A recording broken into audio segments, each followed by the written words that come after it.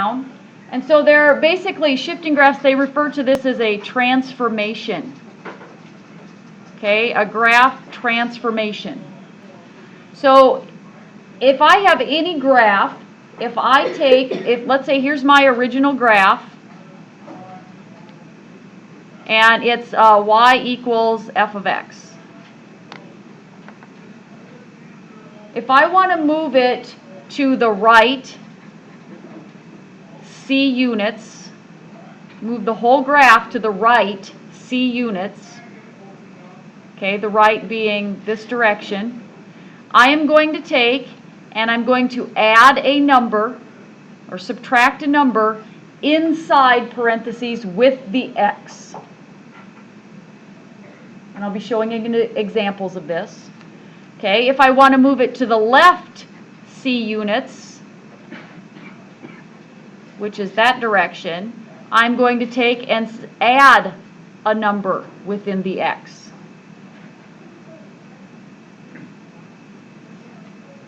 If I want to move it down c units, I'm going to take and I'm just going to subtract a number from the entire function at the very end of it.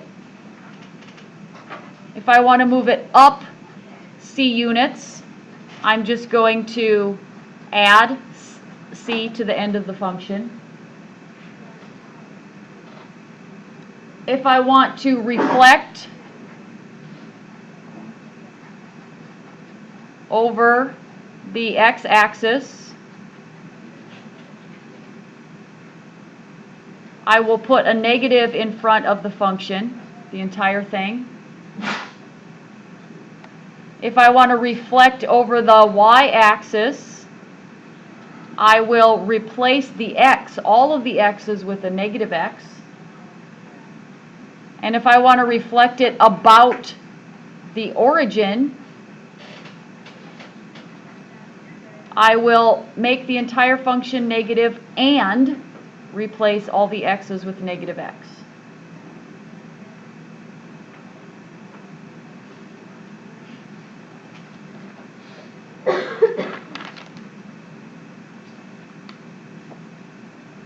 All right. Basically, how are we going to use something like this? We're going to be basically given a graph. I'm assuming you all have that written down, right? Okay. You're going to. It's in your book, so it's on page. I just told you in your book. Same exact thing. Okay. So, if you don't have it written down, I'm going to be moving this. It's in your book. You would know that if you had done the reading, that it talked about transformations and shifting. So what we need to be able to do is we need to be able to move the graph. We need to say, given a graph, I need to be able to move this graph however it says. So here's my function. It's just a very general function. And let's say I would like to find f of x plus 3.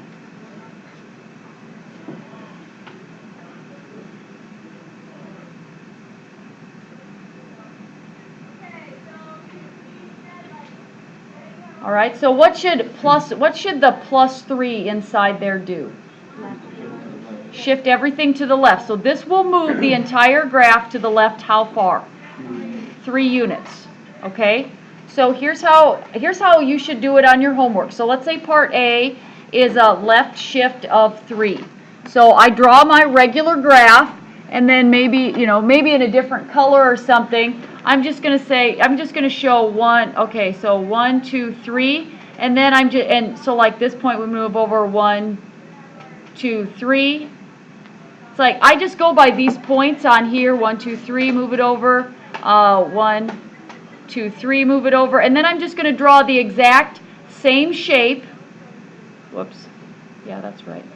The exact same shape, as similar as I can, and say that, well, that's the answer to part A. See how I did that? Okay. So now part B is going to say, all right, let's do f of x minus 1. What is that going to do? This is going to move it to the right 1. Okay, so now I'm going to just make a little mark and move every dot on the x-axis. Notice how I'm just like shifting the part of it that is easy. Does that make sense? The part of it that's on the axis. So now I draw exactly the same graph, and everything's just shifted. And then what would I label this graph? B. Okay. And now let's say I'm going to do part C, and this is f of x minus 4. So what would that do? Which way? Right 4. Are you sure? Down 4. Very good. That's okay. That's all right. I appreciate answers even if they're wrong, just so you know. It's good. We learn from mistakes. All right, so down 4. Okay, so now, down 4. Okay. So should I just take these points and move them straight down 4? No, I shouldn't? It's not that easy, huh? Oh, so you just want to move this down 4? Yeah. Okay, and move this down 4.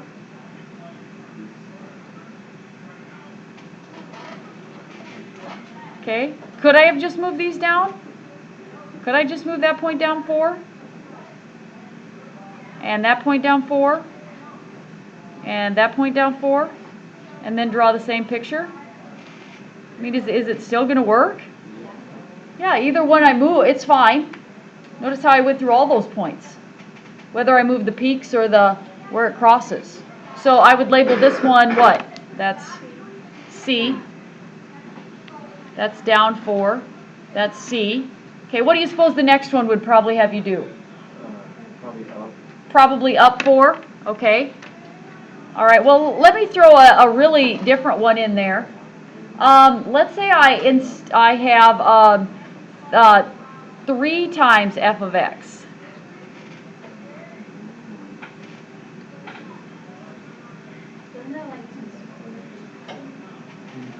Doesn't it like condense it? Or what? So you're doing this and you're doing the same. What does it mean? What does that number outside do?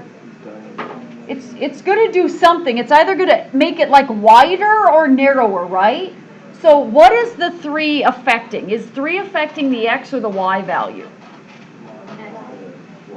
It's affecting the y value, because if it were affecting the x, it would be f of 3x.